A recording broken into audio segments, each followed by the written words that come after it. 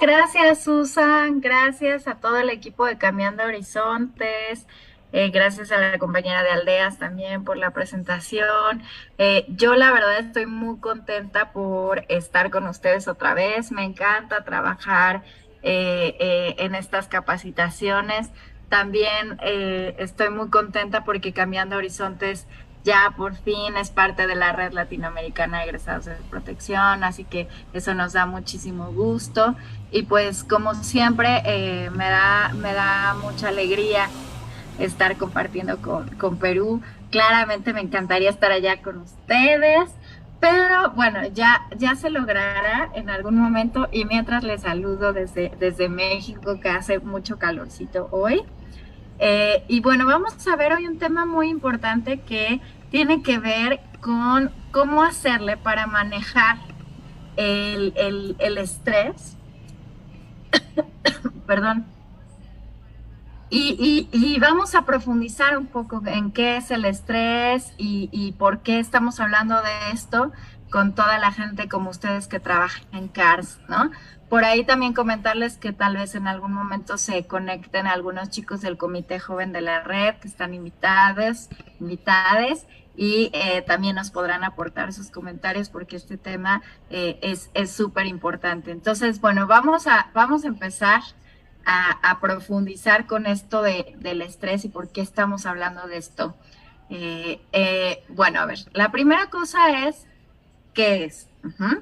El estrés es un estado de cansancio mental que tiene que ver con un rendimiento superior al normal, ¿sí? Generalmente hay un evento crítico, algo que nos estresa en particular, puede ser, a ver, en la vida cotidiana puede ser que a lo mejor la enfermedad de algún familiar, alguna mala noticia, a lo mejor problemas financieros, etcétera, cualquier situación. Y lo que ocurre es que el cuerpo se empieza a poner en estado de alerta. Uh-huh. Y entonces se encienden como todas las alertas y el cuerpo lo que hace es que se pone en alerta y se tensa como para prepararse para lo que pueda venir. El problema con el estrés es que cuando llega a un, digamos, momento como más crítico, es que estamos todo el tiempo en alerta. Uh-huh. Y este es un problema gravísimo, porque entonces todo nuestro cuerpo empieza a estar en esta alerta constante y esto va teniendo efectos, ¿sí? En nuestra salud física y emocional. ¿Cuáles son estos efectos? Bueno, pues apatía, tristeza, desmotivación, nos podemos poner muy irritables o nos podemos sentir muy inseguras e inseguros, como de muy mal humor, vamos a tener dificultad para concentrarnos, nos vamos a olvidar de cosas, etcétera. Uh-huh. Entonces, el estrés es la antesala de otros trastornos que vamos a ver hoy también, que son propios del trabajo que ustedes hacen. Uh-huh. Y vamos a ir viendo que justamente las personas que nos dedicamos a acompañar a otras personas, tenemos algunas cuestiones que hay que cuidar en nuestra salud mental. Uh-huh. Como decimos en México, esta es una frase muy, muy mexicana, pero se las digo nada más así como acervo cultural, pues el trabajar con población vulnerable no son enchiladas, así diríamos en México. ¿Qué quiere decir? Que, digamos, no es algo sencillo. Ajá. Tiene sus implicaciones. Y entonces, evidentemente el estrés es una de ellas. Ajá. Entonces, bueno, y vamos a ver otras más. Ajá. Entonces, ¿cuáles son las fuentes de estrés que generalmente tenemos? Bueno, pues por un lado pueden ser las finanzas, ¿no? El tema económico, la carga laboral, nuestras relaciones interpersonales, ya sea de amistad, de pareja a parejas, ya sea también de familiares, ¿no? Eh, Todo eso puede ser una fuente de estrés.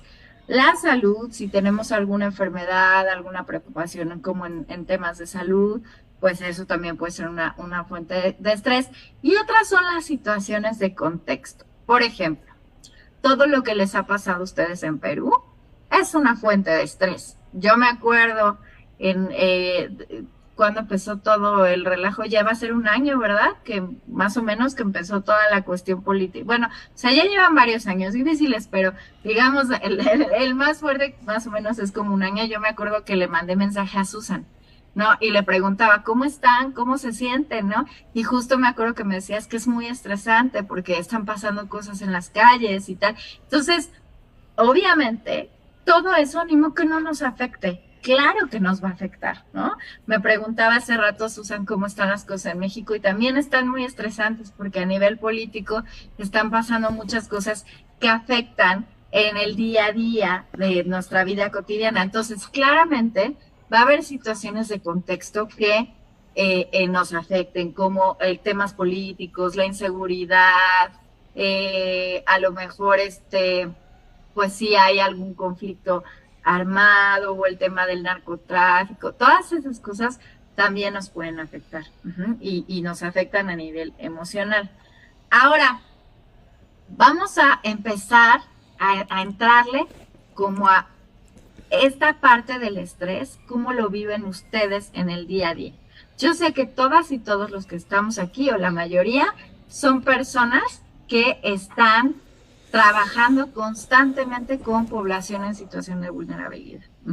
Ustedes están en los CARS y entonces se enfrentan a muchísimas situaciones difíciles e inesperadas. Entonces, vamos a hacer como este ejercicio muy profundo de hoy poder como reflexionar sobre cómo están ustedes. Entonces, ¿qué vamos a hacer? Miren, les voy a poner aquí ay, me tengo que regresar. Les voy a poner un link. Ahorita voy a dejar de compartir para ponerles un link. Acá se los pongo. Y entonces, por favor, vayan a ese link. Y yo les voy a proyectar sus respuestas. Solo vamos a checar la primera pregunta, ¿sí? Y vamos a hacerlo de manera como muy sincera. Total que en esa en específico, pues nadie va a leer nuestro nombre. Así que ustedes expláyense. ¿Qué es lo que más les está estresando en este momento a nivel laboral? Sean honestos y honestas. Este es su espacio, justo es para eso. Así que vamos a explayarnos. Vayan pensando qué es lo que más les estresa. Ay, aquí mi compañero o compañera que dice nada, yo te invito a reflexionar, ¿eh? Porque se me haría rarísimo que en un CARS no te estrese nada. Yo te diría, a ver, piénsale, porque a lo mejor las entregas, las supervisiones, cuando un chico me habla mal, cuando no sé qué hacer con respecto a un caso, o sea, yo creo que hay muchas fuentes de estrés. Mira, por ahí alguien dice realizar mi tesis, ¿no? Vamos a ir leyendo. Los trabajos de último momento, las llamadas, realizar mi tesis, el no poder trabajar de una manera organizada, los trabajos, la falta de compromiso, la falta de comunicación, la envidia de mis compañeros que de todos se aburren, los grupitos pequeños, el teléfono malogrado, o sea, como descompuesto, supongo, ¿no? ¿Cómo se llama eso?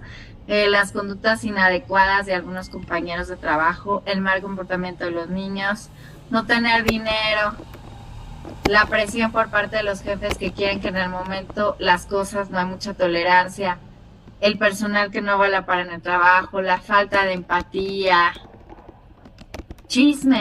los chismes, uy sí, el clima institucional, no saber si hacer caso a la coordinadora o a los psicólogos, como no saber cómo a quién dirigirme, no saber qué hacer en algunos casos con los niños, conflictos del personal, manejar una crisis con los residentes, las cargas negativas, la descoordinación, la hipocresía, la falta de comunicación. Me estresa que una niña realice abandono no autorizado en mi turno, sí, también, ¿no? La entrega de turno, el trabajo última hora, la cantidad de trabajo, muchos niños y niñas que atender, a veces no lograr que superen sus dificultades, la falta de apoyo del personal, falta de coordinación, su maltrato y ofensas de las personas que dirigen los CARS y no tienen paciencia.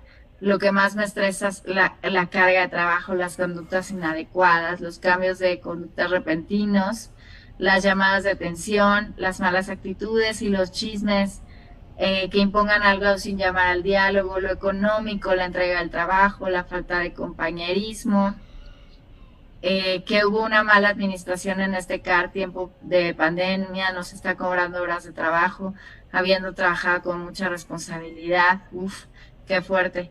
La forma de trabajo de las administradoras, la falta de empatía entre compañeros que afecta a las niñas, la falta de empatía, a veces el no compromiso en nuestro trabajo y saber cómo llegar a los acogidos agresivos. Me estresa cuando el tiempo no alcanza para cumplir las metas en mi turno, cuando los niños y niñas tienen mal comportamiento. El clima laboral, donde reina la hipocresía y la mala onda de unos respecto a otros, la falta de compromiso.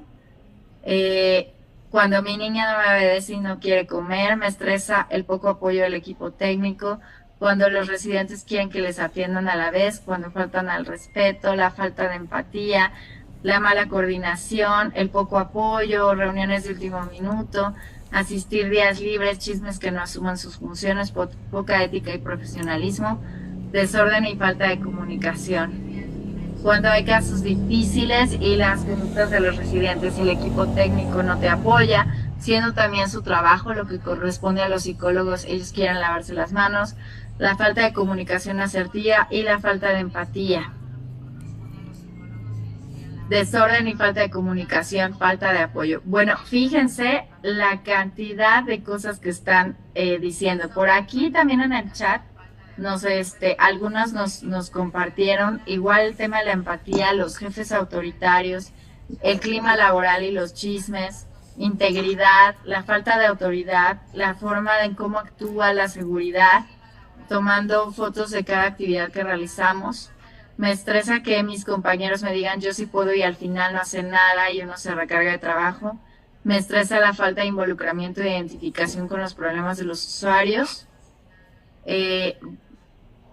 Cuando no hay apoyo del equipo, el mal clima laboral, la hipocresía y la deshonestidad. Cuando hay crisis y las conductas inadecuadas, el horario de trabajo. Wow, yo no sabía que ustedes, algunos trabajan 24 por 48 horas.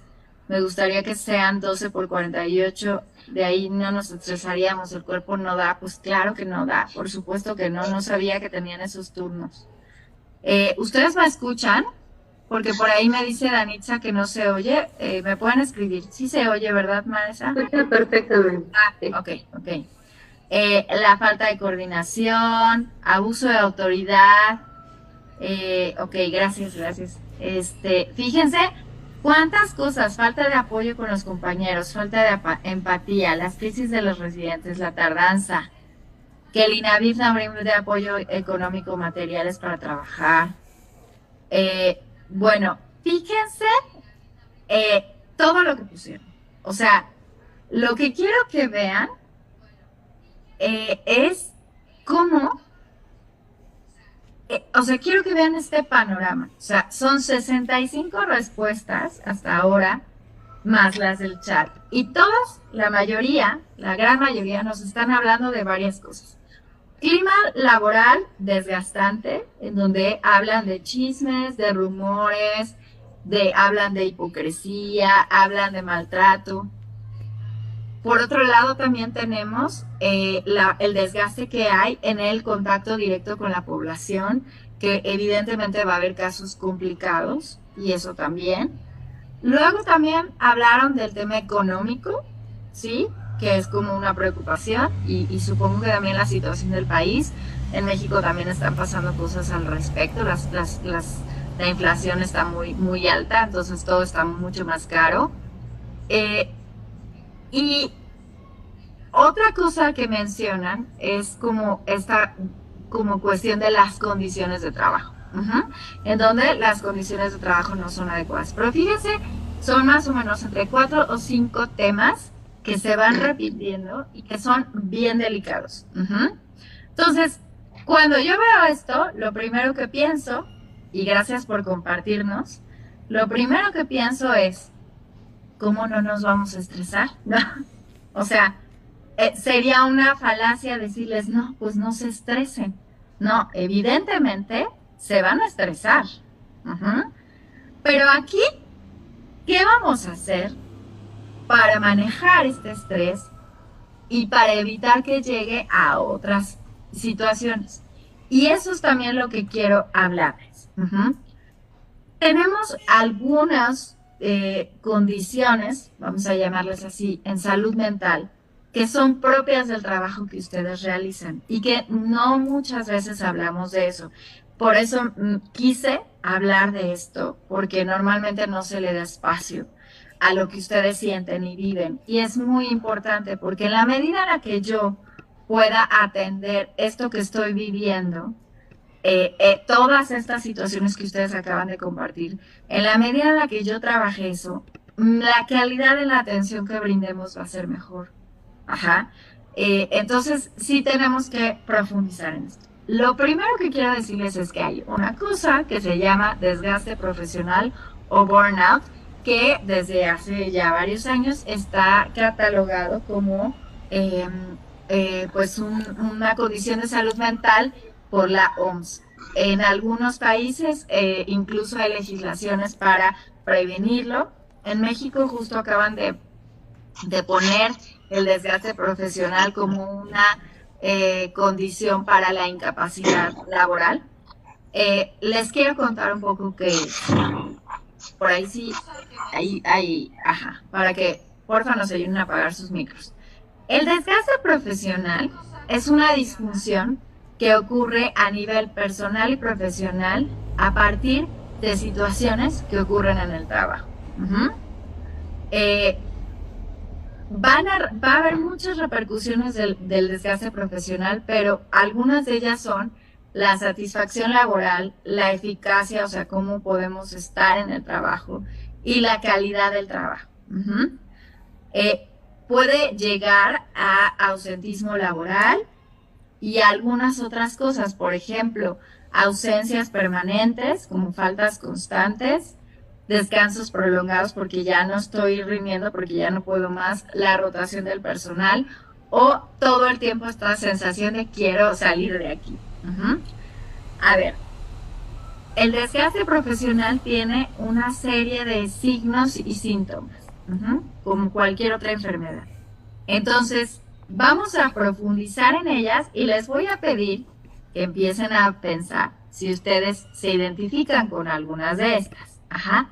Por ejemplo, dolor de cabeza constante, dolores musculares en la espalda, los hombros, ¿sí? Cuello, pérdida de apetito, o a veces nos vamos al extremo y entonces hacemos lo que llamamos atracones, que es como comer por ansiedad, disfunciones sexuales, problemas de sueño. Los problemas de sueño pueden ser desde dormir muchísimo y no podernos despertar, o de plano no poder conciliar el sueño o tener el sueño interrumpido. Es decir, que a la medianoche nos despertamos y ya no podemos volver a conciliar el sueño. Luego, a nivel emocional, podemos tener depresión, que es este estado de ánimo bajo, no tener ganas de nada, las actividades que antes disfrutábamos ya no las disfrutamos, una sensación de indefensión, desesperanza, como esta sensación de que es que ya nada va a cambiar, es que ya no podemos hacer nada. Irritabilidad, que por cualquier cosita, pum, siento aquí en el estómago el enojo y por cualquier cosita me enciendo.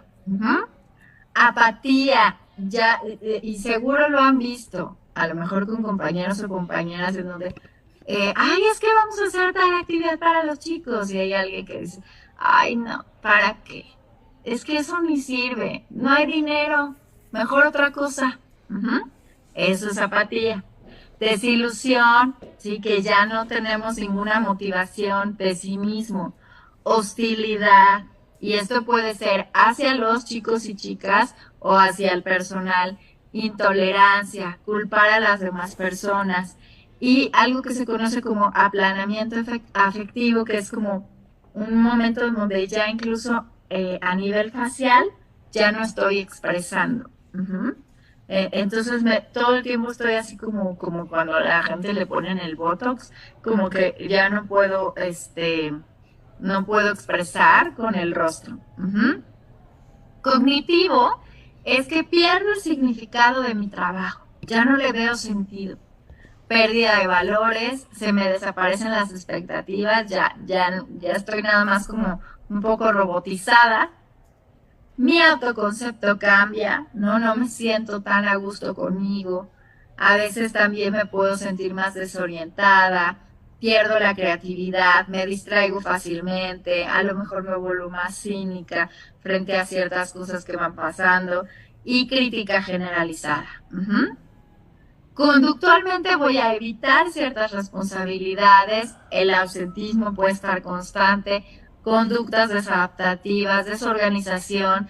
Esta de la sobreimplicación también es muy común en este tipo de trabajos en donde, híjole, ya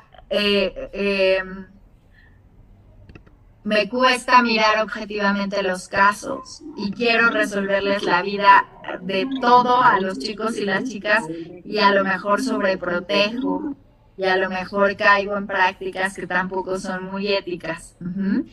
Evitar la toma de decisiones, oposicionismo, todo el tiempo estoy en contra de todo lo que se me indica o de todas las propuestas. La parte social, evito el contacto. Uh-huh. Empiezo a distanciarme, me cuesta más trabajo ya convivir, tengo conflictos interpersonales con colegas o con los chicos y las chicas. A nivel familiar también voy a tener implicaciones. Los estados de ánimo a lo mejor muy alterados, ¿no? Aislamiento.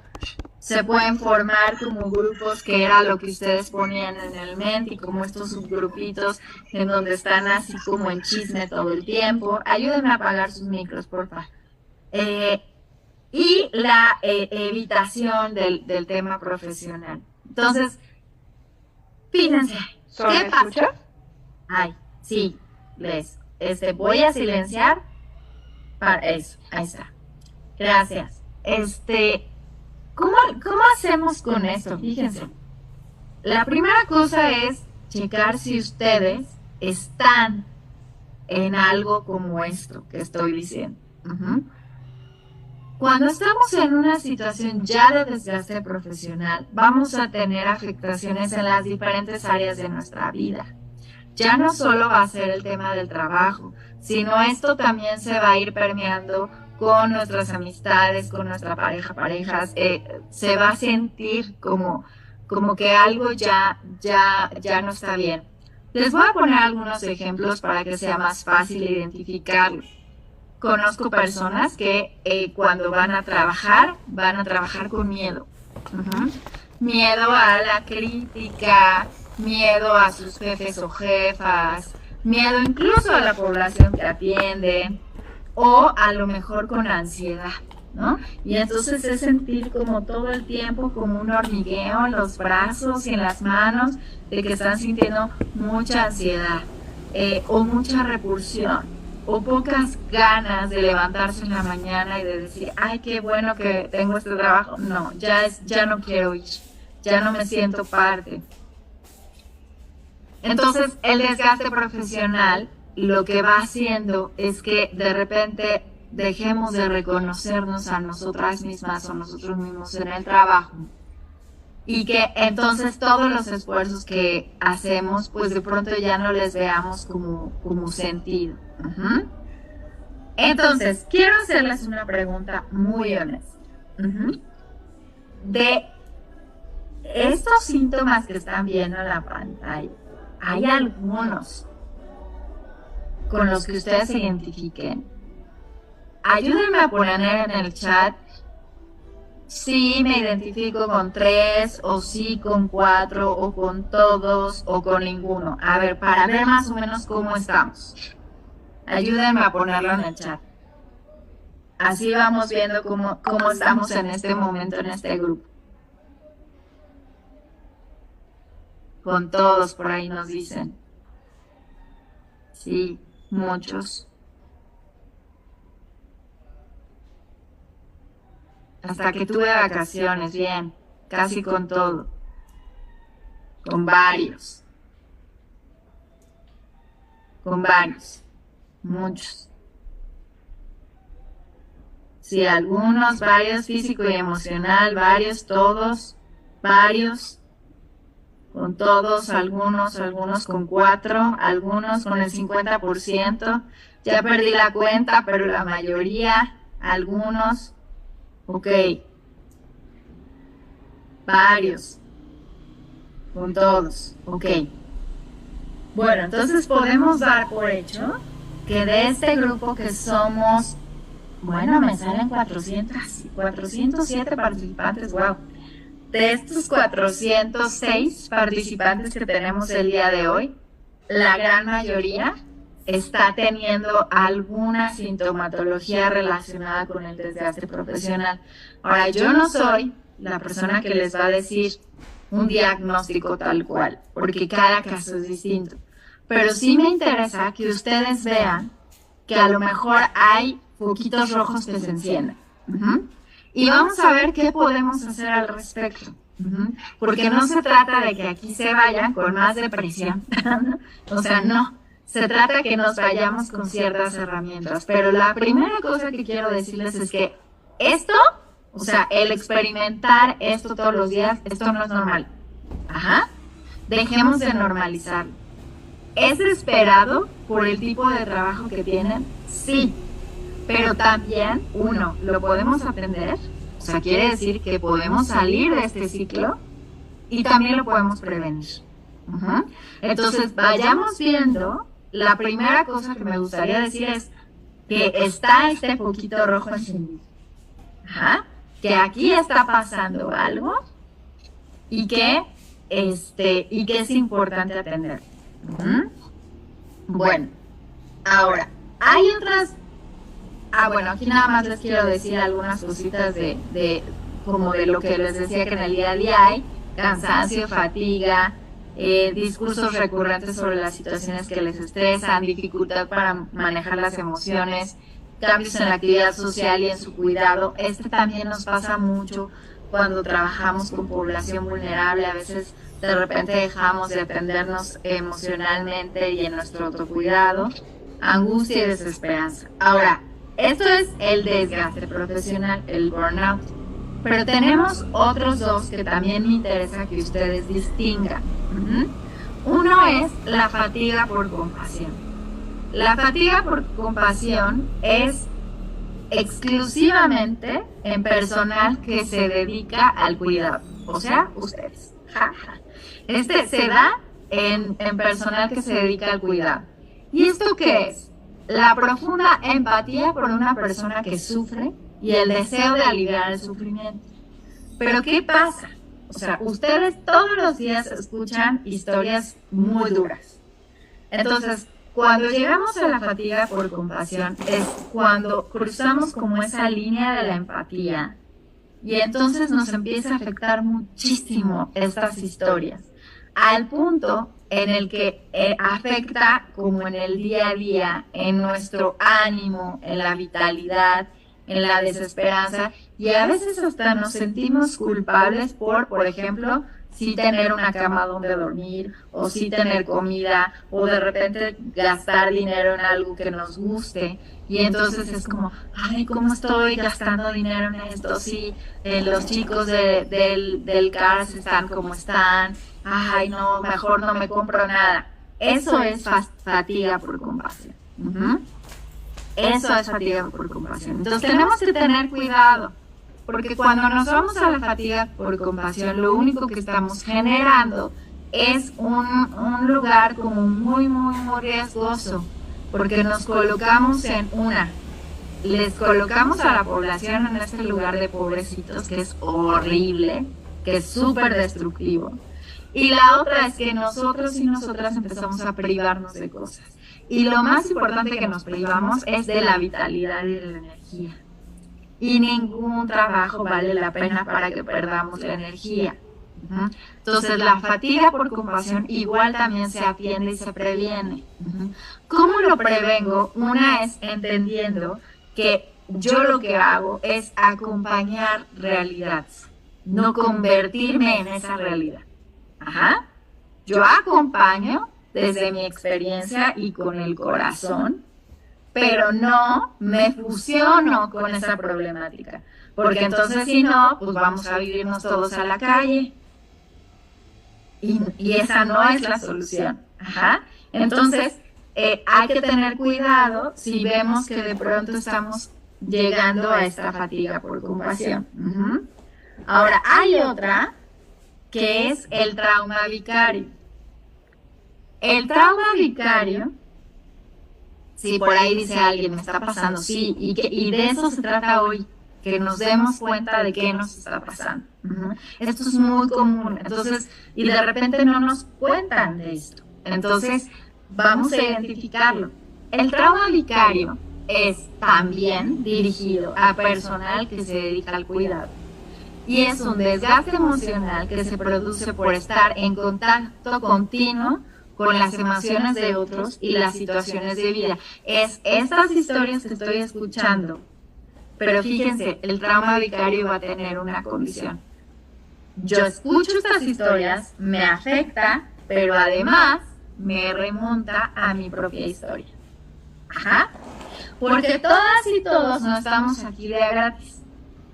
O sea, no es como, ay, yo viví una vida de color rosa y entonces voy a ir a trabajar al CARS. No. Nosotros y nosotras estamos aquí porque seguramente vivimos algo que nos conecta emocionalmente con esta realidad. A lo mejor vivimos violencia sexual, a lo mejor vivimos maltrato infantil, a lo mejor vivimos violencia de pareja, a lo mejor algo. Ajá. Entonces, si no tenemos bien trabajada nuestra historia, lo que pasa es que cuando llegamos y escuchamos las historias de los demás, pues nos recuerda nuestra historia. Y entonces se hace una telaraña que nos lleva a estrés, ansiedad, angustia por la víctima, no podemos dormir, tenemos pesadillas de los casos, irritabilidad y tristeza. Les voy a poner un ejemplo de trauma vicario que atendí el año pasado. Era una mujer trabajadora social que estaba atendiendo población vulnerable en un albergue y de repente un chico, no me acuerdo si era un chico o una chica, le narra una historia de violencia sexual y ella pues ya había escuchado, ¿no? Como muchas historias. Pero en particular esa, algo le generó que de repente empezó a sentir mucha ansiedad.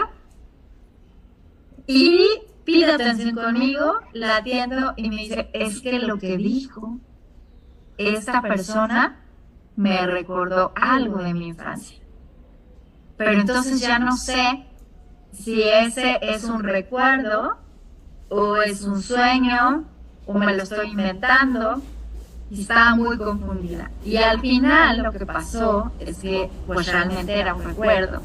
Entonces, a partir de lo que escuchó del usuario, la usuaria de los servicios, recordó ella su propia historia de violencia sexual de cuando era niña.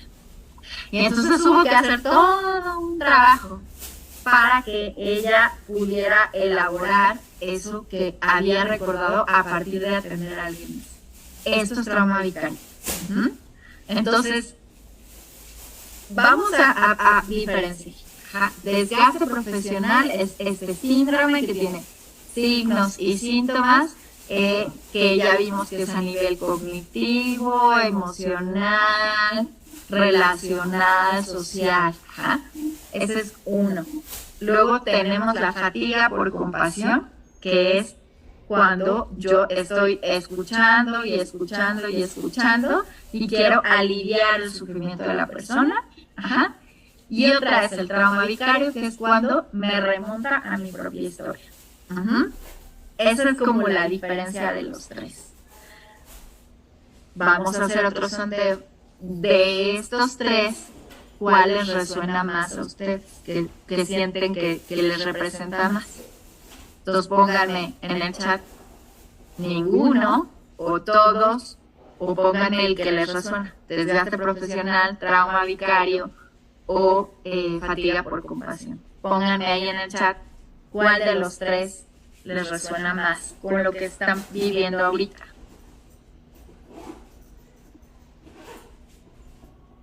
Fatiga por compasión, trauma vicario, todos, desgaste profesional, todos, fatiga por compasión, un poco de todo, un poco de cada igual, desgaste todos,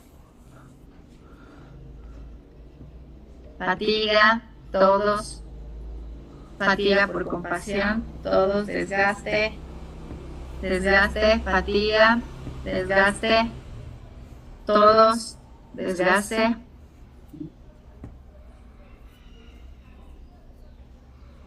fatiga, un poco de cada uno, todos, desgaste, fatiga, desgaste,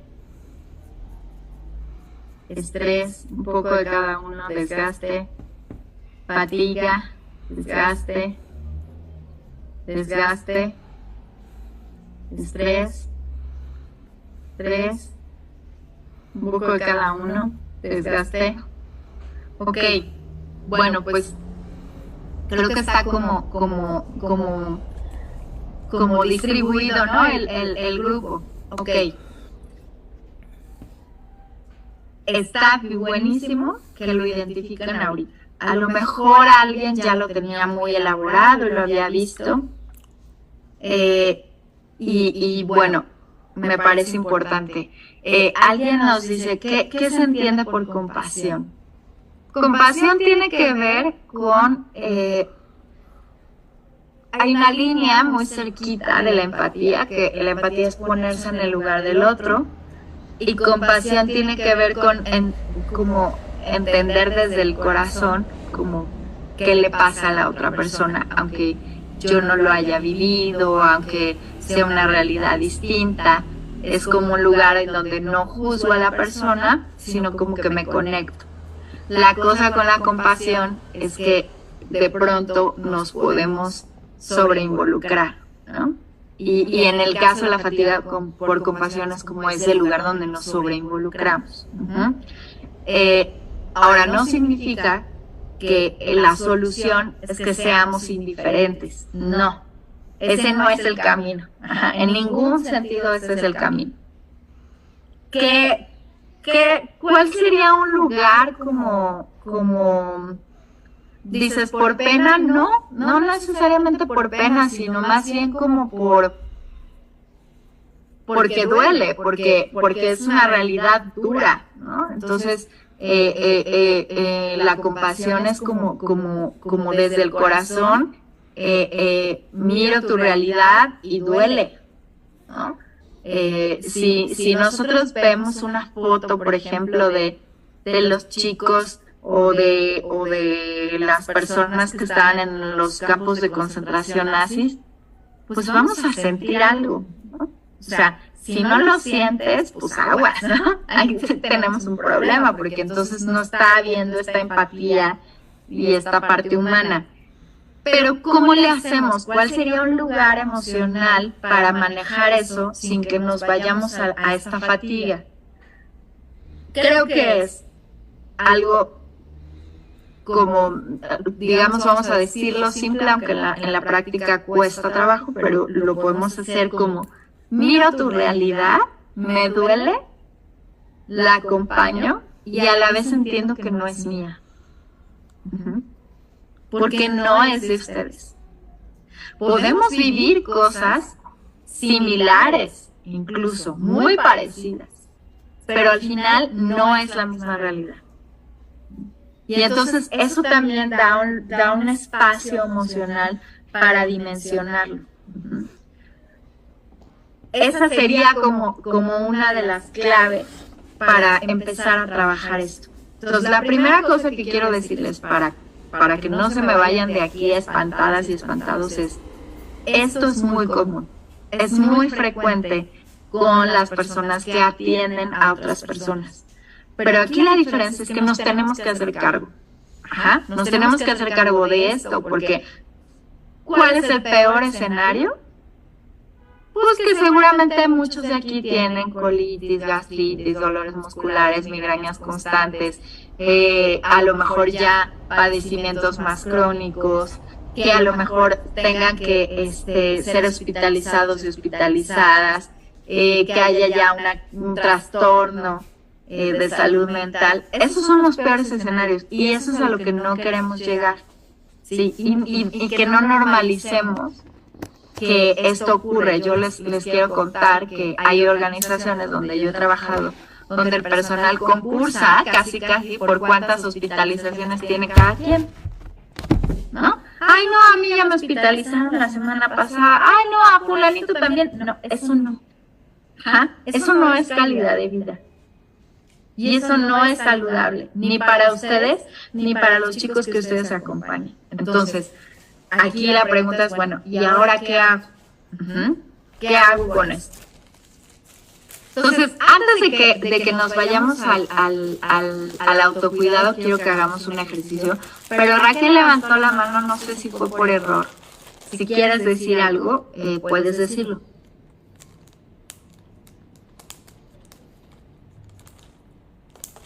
¿Quieres hablar, Raquel? ¿O ya no?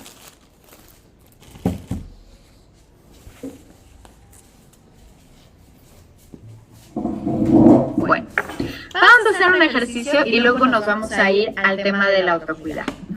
Una de las principales herramientas para todo esto que estamos viendo es la respiración. Y la respiración es como el canal, como la vía para que podamos dimensionar lo que nos ocurre. Les voy a poner un ejemplo. Yo tenía una jefa, que siempre pongo este ejemplo, pero la verdad es que es muy bueno, que ella sabía que digamos que el trabajo que teníamos era muy desgastante.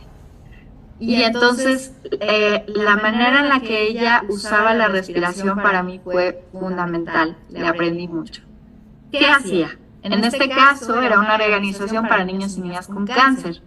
Entonces yo solía pues llegar a su oficina y había ciertos momentos que en el momento en que yo iba y me acercaba, pues era para darle una muy mala noticia. La muy mala noticia tenía que ver con fallecimientos de los niños y las niñas. Entonces ella ya sabía, como conocía qué cara le ponía yo cuando iba a haber un fallecimiento, ¿no? Entonces lo que ella hacía es que cuando me veía entrar, me decía, espérame. Y ella me hacía así, espérame. Respiraba y me decía, ahora sí dime. O sea, era algo muy bueno, porque entonces ella se preparaba para la mala noticia, pero también me preparaba a mí para decirla. Porque en el momento en el que ella respiraba, pues yo también. Entonces, de alguna manera, las dos nos regulábamos distinto a que yo llegara y se murió fulanito, ¿no? Entonces, la respiración la podemos usar en muchos momentos. Cuando los niños y las niñas están aquí alrededor y que todos y todas están hablando, pero es que me dicen, ¿qué es? Pero es que pero es que, oye, la tarea de la no sé qué, y así es, porque así es. Puedo respirar. Y también puedo decirles a ellos que respiren. Sí, a ver, espérenme tantito.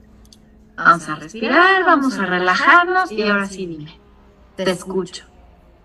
O vamos a tomar turnos. Ajá.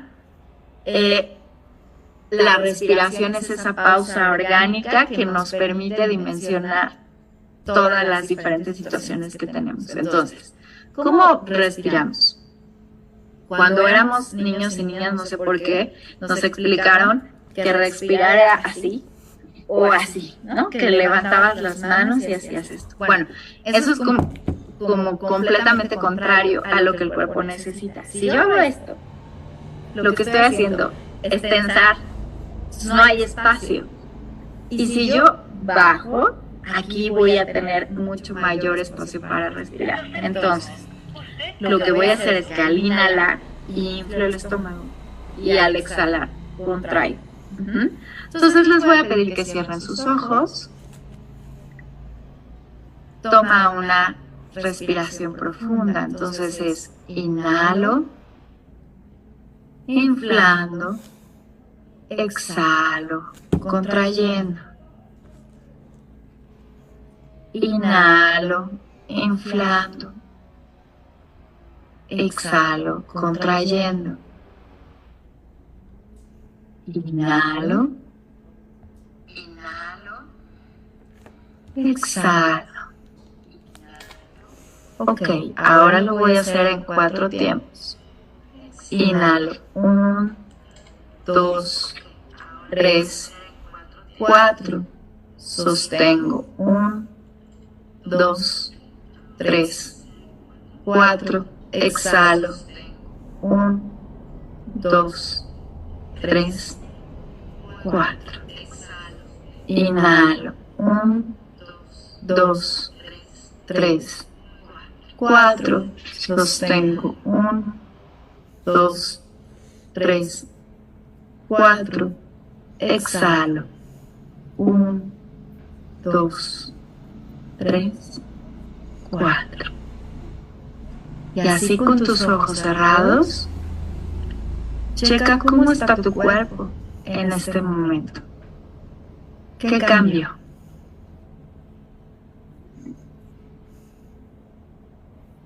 Solo registra, no lo juzgues.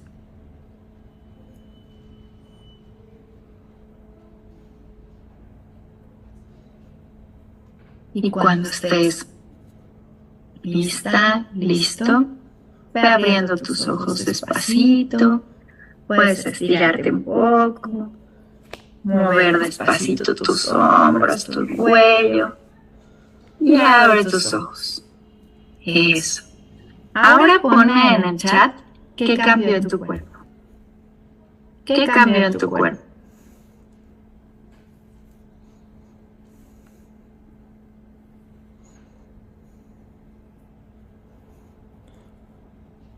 Más relajado, mis hombros están menos tensos. Se relajó, me relajé. Más relajado, dice Nat. Más sensación de tranquilidad, relajada. Relajamiento total, dice Laura, tranquilo. Relajada, casi cojo el sueño. Relajada, siento alivio, relajado. Medio sueño, sí. Calmado. Menos nerviosa, tranquila, tranquila. Disminuyó la tensión y el dolor de espalda. Muy bien, relajada. Eso, muy bien, tranquilidad. Eso, su voz apropiada. Qué bueno. Deja de pensar en todo lo que tengo pendiente, muy bien. Se siente más capacidad pulmonar para respirar, eso, sí. Como que lo que yo les decía, se abre espacio. Se abre espacio en el cuerpo y entonces se abre espacio a la creatividad, a la solución de conflictos, etcétera. Se puede conectar con el presente, exacto. Entonces, este ejercicio nos tomó 2 minutos, más o menos.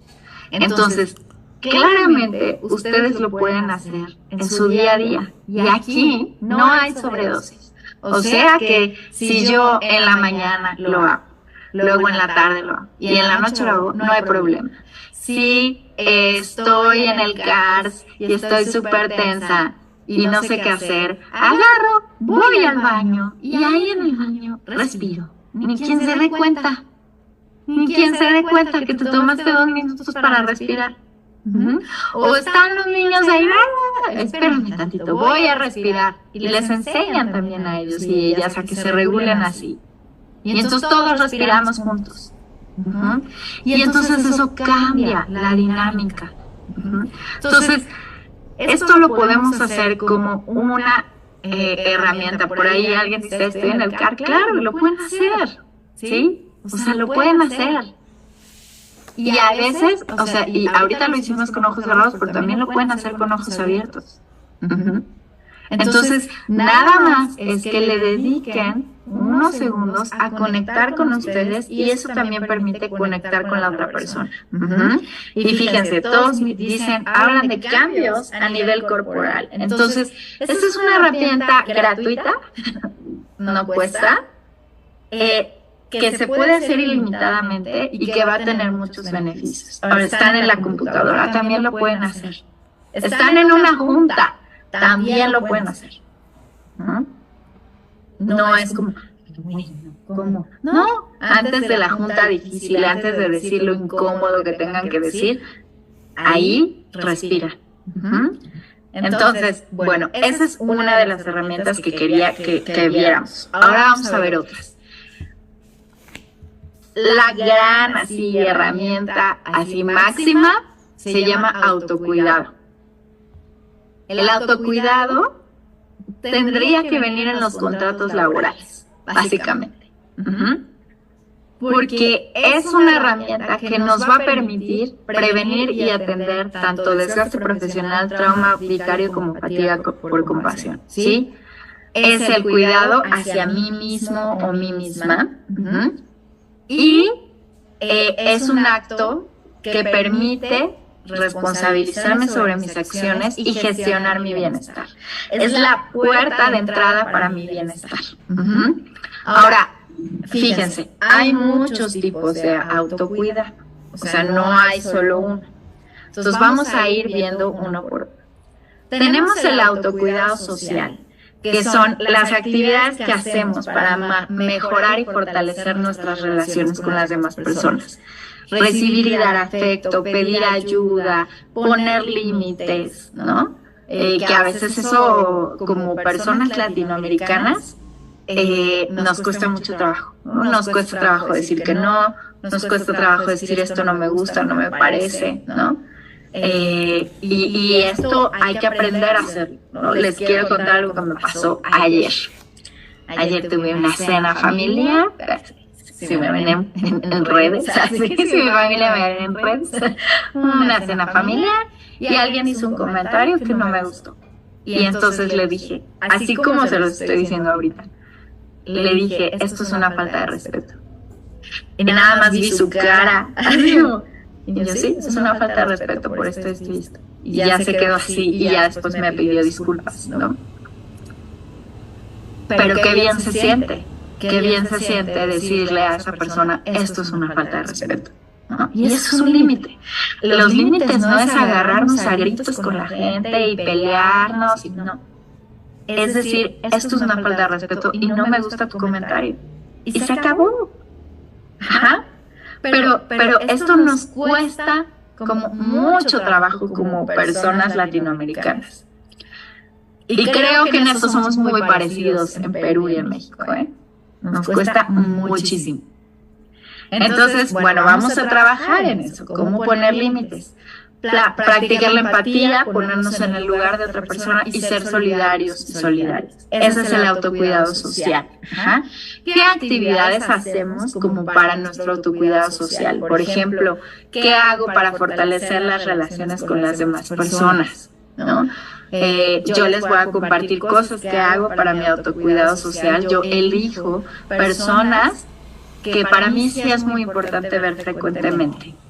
Amistades, o sea, personas que digo, es que yo necesito ver a esta persona seguido porque me da mucha paz, me hace sentir muy bien. Entonces, planeo que durante mi mes o al bimestre pueda ver a esa persona y lo tengo como muy presente. Ajá. Entonces, esa es una manera de generar el autocuidado social. Luego tenemos el autocuidado emocional, que es esta parte de reconocer nuestras emociones, identificarlo y regular. Y esto no es como de, una vez, hace un mes, me sentí enojada. No. Es todo el tiempo, todos los días reconocer cómo me siento. Y luego, ¿qué necesito con eso que siento? A lo mejor necesito hablar con la persona, a lo mejor necesito escribir lo que siento, a lo mejor necesito espacio, a lo mejor necesito no sé, como escuchar música, a lo mejor necesito despejarme un poco, ¿sí? O sea, ¿qué necesito? Hay algunas prácticas de esto que son muy buenas. La primera es tener mucho contacto con nuestras sensaciones y nuestras emociones, o sea, qué siento en el cuerpo y qué siento en emociones. Puede ser llevar un diario, o hay ahora unos, yo tengo uno que me gusta mucho, que en mi caso lo hago en pareja, pero o sea, esa es otra forma también de cuidar como las relaciones de pareja, pero se puede hacer individual, que es un diario de agradecimiento. Entonces es todos los días, ¿qué agradeces en el día? Otra, por supuesto, es la terapia. Y por ahí alguien dice leer a solas, exacto, o sea, como cosas que les hagan como conectar. Hay alguien que, por ejemplo, puede ser que le guste dibujar, y entonces, bueno, dibujar lo que sientes o hacer mandalas, etcétera, todo eso ayuda muchísimo en el tema emocional. Importantísimo que dimensionar que por el tipo de trabajo que ustedes tienen, sí, lo más ideal es que tengan terapia. Ajá, como parte del trabajo. Ajá, o sea, viene junto con pegado, porque ya vimos que tenemos desgaste, tenemos fatiga por compasión, tenemos trauma vicario, entonces tomar terapia es una buena solución. Otro es el autocuidado espiritual, que tiene que ver con las actividades que realizamos para mantener como esta conexión con el alma, o lo que conocemos con el alma. Por ejemplo, la naturaleza. Y ustedes que tienen unos lugares preciosos, ¿no?, en Perú, pues aprovechar eso que tienen cerquita. La naturaleza, meditar, orar, si alguien tiene alguna religión, alguna práctica espiritual en particular, hacerla frecuentemente. Y esto de respirar también es autocuidado espiritual. Entonces, ese también. El cognitivo tiene que ver con actividades que contribuyen a estimular la mente. Por ahí hablaban de la lectura, escuchar música, escribir, aprender cosas nuevas, ¿no? Ay, que aprendí a cocinar o a cocinar ciertas cosas, o aprendí un oficio, o estoy aprendiendo, no sé, por ejemplo, me metí a un curso de manejo de crisis en niños y niñas, o me metí a un curso para desarrollar actividades de manualidades con los niños y las niñas, o sea, lo que ustedes quieran, pero todo eso es autocuidado también, como el desarrollo de nuevos talentos. Luego está el tema de las redes sociales, que es el autocuidado digital. Las redes tienen cosas muy positivas y tienen algunas también muy negativas. Dentro de las positivas, pues justo está como esto, ¿no? Que ahorita yo estoy en México y ustedes están allá en Perú y podemos compartir. Eso es una cosa maravillosa, es un regalo de la vida. Que podemos intercambiar experiencias, que puedes hacer redes de apoyo, que está la telemedicina, que hay nuevos aprendizajes, o sea, tú puedes agarrar y meterte un curso que se da en Inglaterra o en España, y, o sea, esas cosas son increíbles. Pero la parte negativa es que hay violencia en redes, que a veces hay acoso, hay falta de límites, que muchas veces nos saturamos de las pantallas, y también el tema de la desinformación y las fake news. Entonces, el autocuidado digital tiene que ver con seleccionar qué miro y cómo me conduzco en las redes sociales. ¿Sí? Si soy esa persona que soy agresiva en las redes, o si permito cosas en las redes, o si me expongo, y también si me saturo. Entonces, el autocuidado digital también incluye el dejar tiempos sin pantalla durante el día. Tratar de que haya momentos, aunque sea pocos, pero momentos donde no miremos la pantalla. Eso es muy bueno. Entonces, eso es también parte del autocuidado digital. Luego tenemos el autocuidado comunitario, que es como esta parte de generar comunidad, reconocer que somos interdependientes. usar nuestros conocimientos y nuestras habilidades para mejorar a las comunidades, ¿no? Entonces, pues sí podemos cuestionarnos, generar la cultura del buen trato, la paz y la no violencia. Entonces, esto ayuda muchísimo porque si ustedes piensan, a ver, ¿en qué espacios ustedes forman comunidad? A lo mejor con sus vecinos, con el CARS donde trabajan, o con su familia, o con sus amistades. ¿Cuáles son sus comunidades y cómo las nutren? Yo les cuento que, por ejemplo, acá en donde vivo Susan conoce, es un condominio, un lugar así de casitas muy bonitas. Y cuando llegó la pandemia, hicimos una gran comunidad y entonces nos apoyamos, sobre todo entre las vecinas mujeres, y fue un apoyo brutal que de hecho ha seguido, ¿no? En donde si una se enferma, pues las demás, ahí vamos y le llevamos cosas y le compramos cosas y qué necesitas y tal, ¿no? Y eso es muy bonito, o sea, ha sido como un proceso muy, muy bonito. Entonces, bueno, ¿qué tanto yo me conduzco en comunidad, ¿no? ¿Qué tanto hago eso? A ver, vamos entonces ahora antes de que nos vayamos al autocuidado, al cuidado colectivo,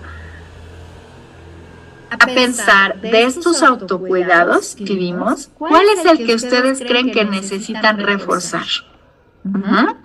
A ver, pónganme en el chat, ¿cuál es el que necesitan reforzar? Acuérdense, repasando. Me voy a ir para acá para que los vean otra vez y me los voy a pasar así rápido. El social, el emocional, el espiritual, el cognitivo y el digital. El comunitario. ¿Cuál es el que necesitan reforzar? A ver, pónganme en el chat. El digital.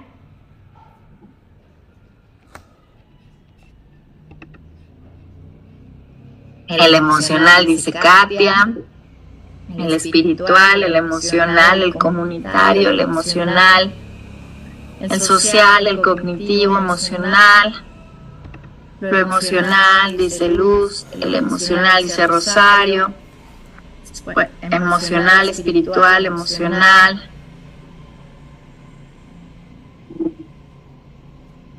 Por ahí varios nos dicen emocional digital y emocional espiritual.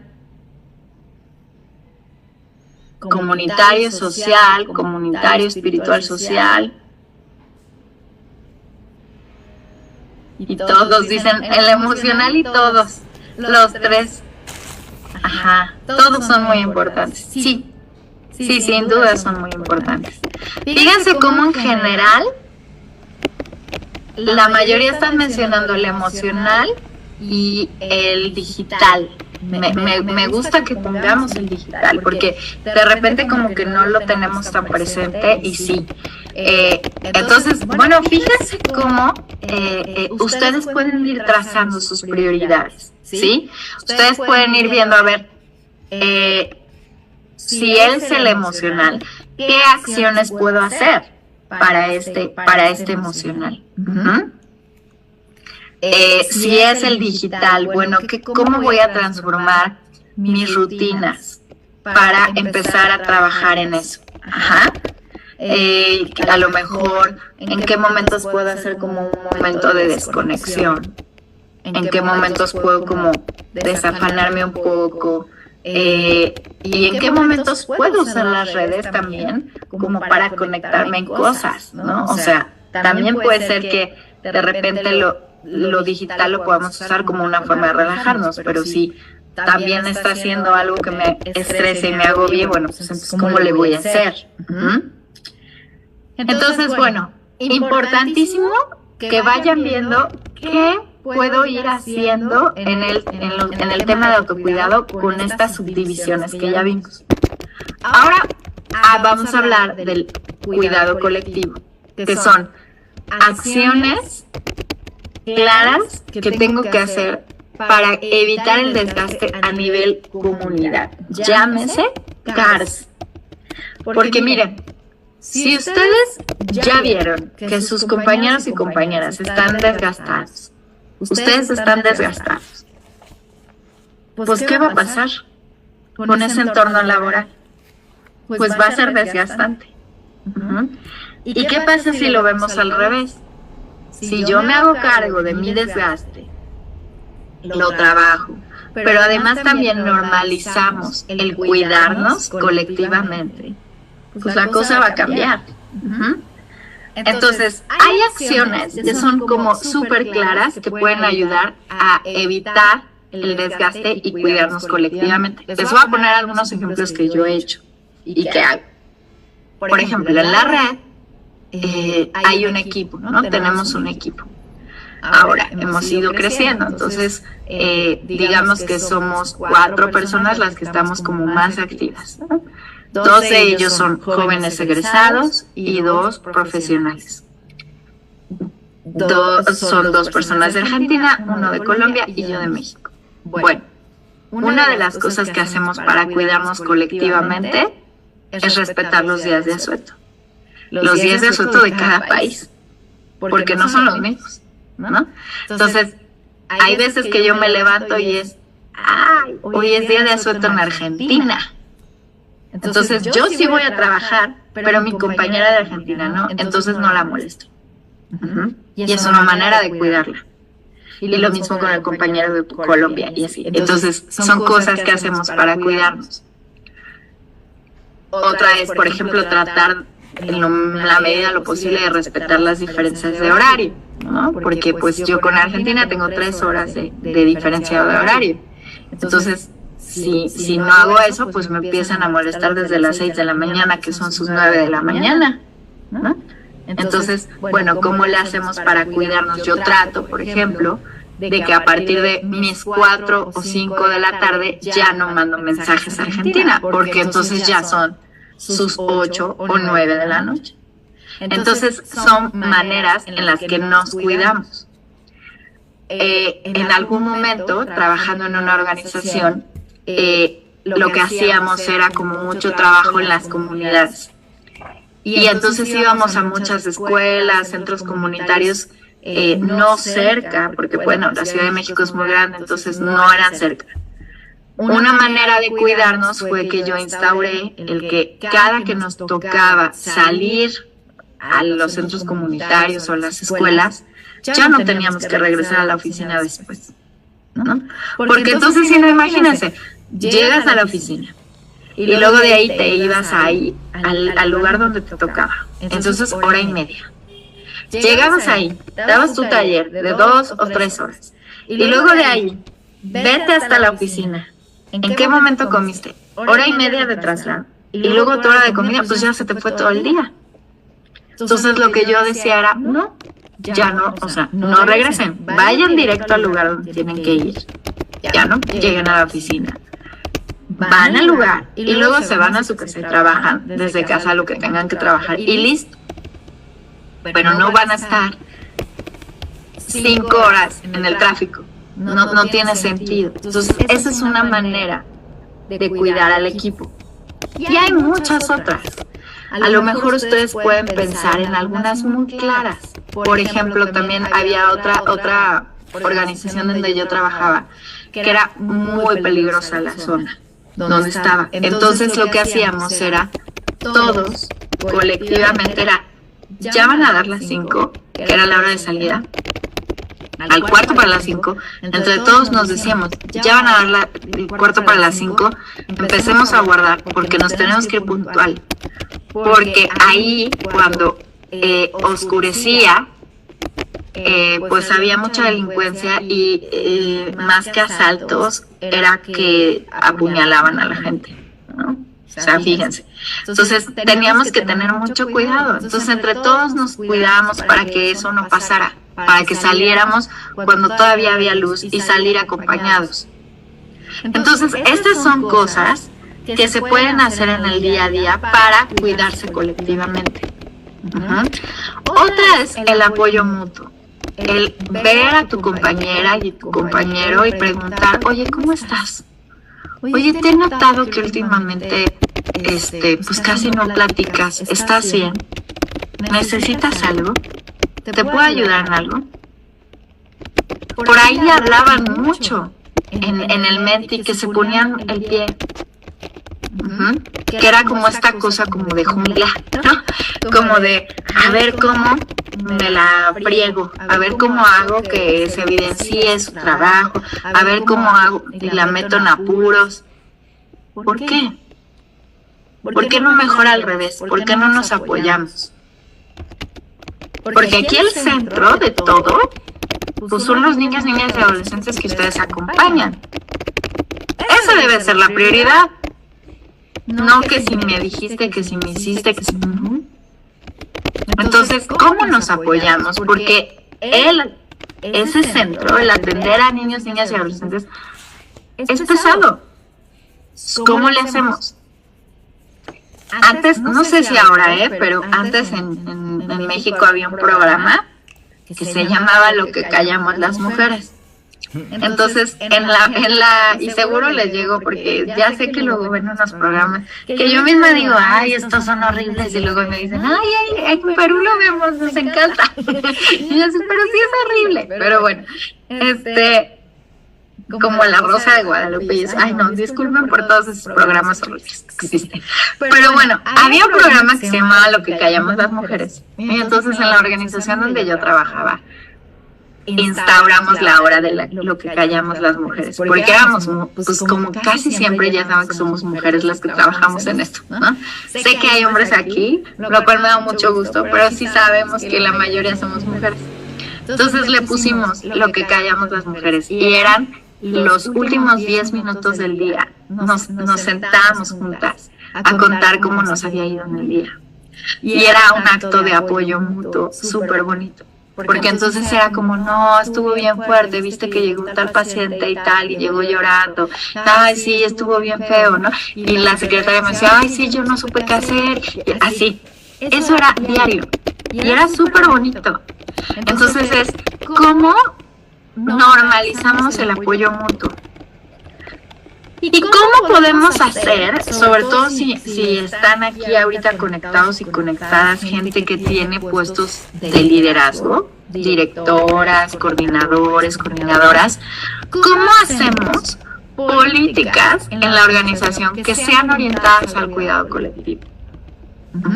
De tal manera que eso ya quede por escrito, que va a ser parte del trabajo.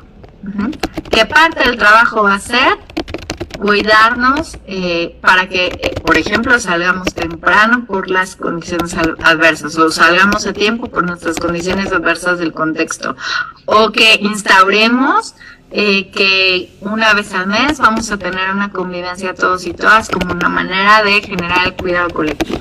O sea, todo eso puede traducirse en políticas y que esté normalizado en el trabajo. Entonces, ¿cómo prevenimos esto? Con acciones individuales, acciones grupales, o sea, como por áreas, por ejemplo, y acciones por organización.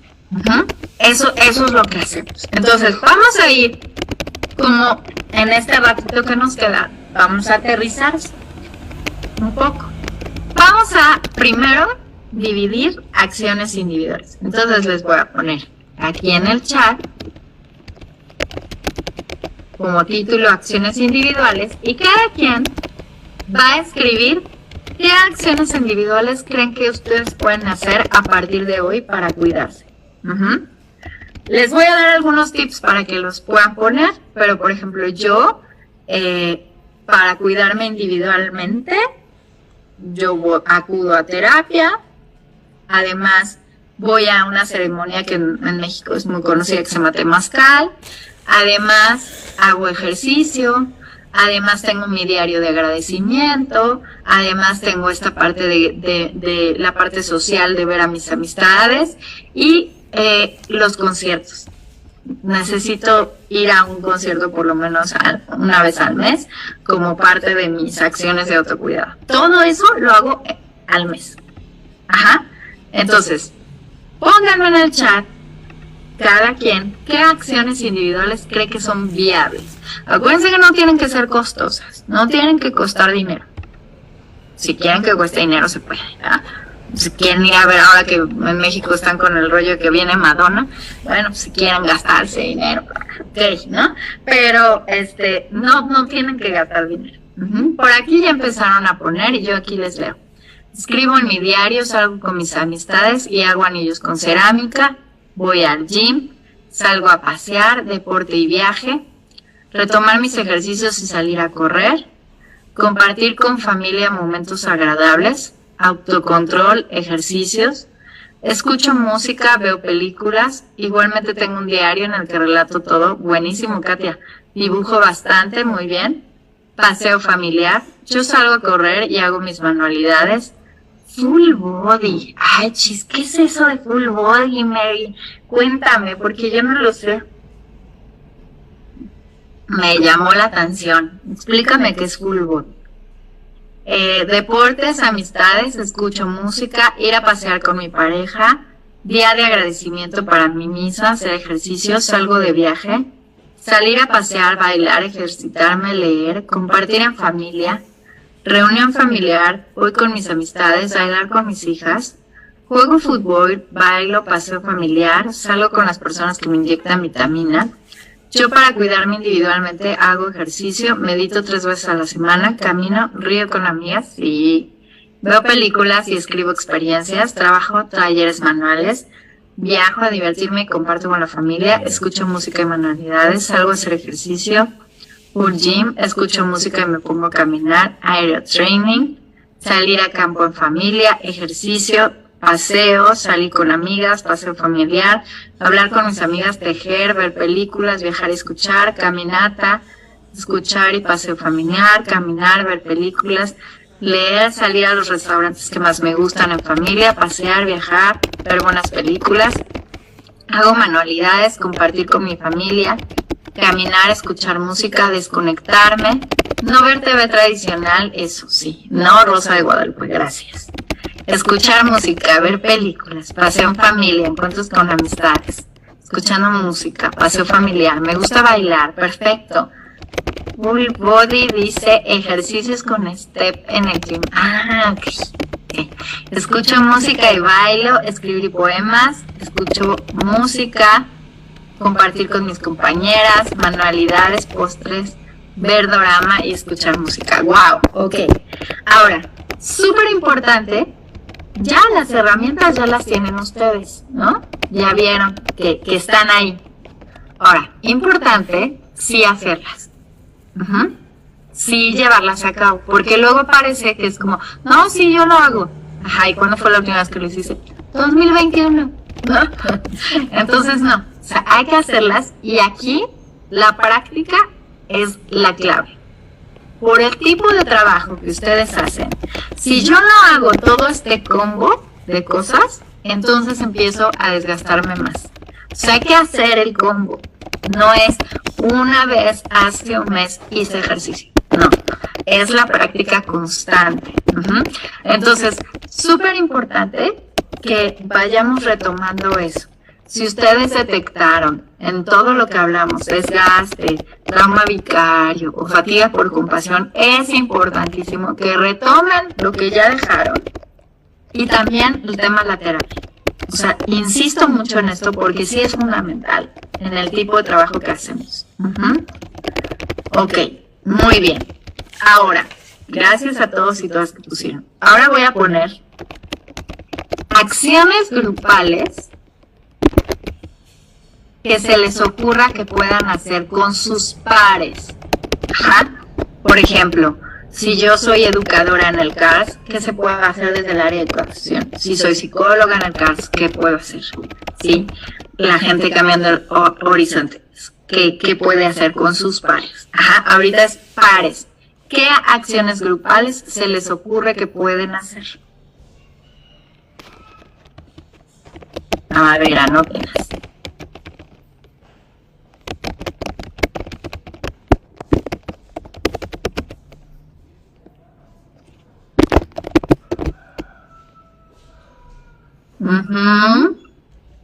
Karaoke. Oye, además hay, bueno, no sé de qué lugar es, pero yo me volví muy fan de los karaokes peruanos, ¿eh? A mí Maresa y Susan me llevaron una muy buena. Este, bailar, compartir un cafecito, películas, preparar un postre, compartir conocimientos, bailar, escuchar música, karaoke, baile, juegos de tipo de gimnasia, canto, fútbol, compartir, sí. Yo les cuento que en otra organización, es que en esa organización éramos muy creativos, la verdad, todos. Entonces estaba de moda, fue hace mucho, el programa de Cantando por un Sueño, ¿se acuerdan?